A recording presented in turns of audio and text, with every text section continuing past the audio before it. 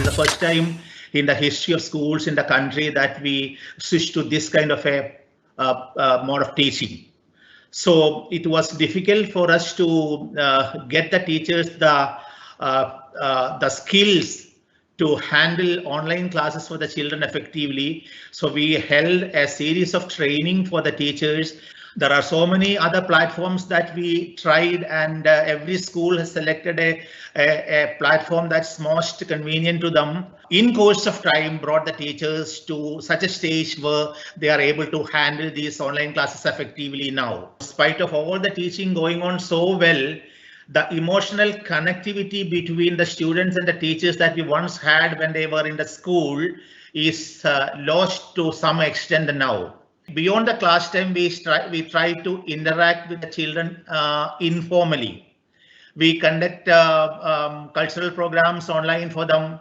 We conduct other kind of simple competitions for them. The teachers call them over the phone. They keep in touch with them in WhatsApp groups. These are some of the ways we are trying. Whatever is possible online out of the class time, we are doing to keep them in touch with the school and the teachers. Even if the situation normalizes, the technology will continue, the online interaction, the teaching, the methods will continue, and unless the teachers update themselves with the technology, the skills, definitely they are going to be in danger, no doubt about it.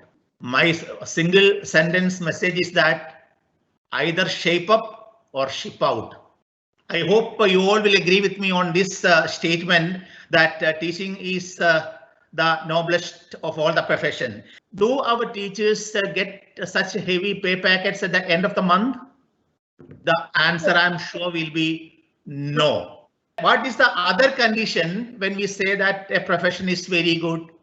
There is another reason when we say that a profession is good if the profession fetches along with its position a lot of power and influence.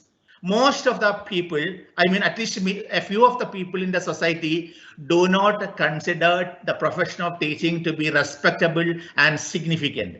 A teacher makes a difference that no other professional in the society can bring about.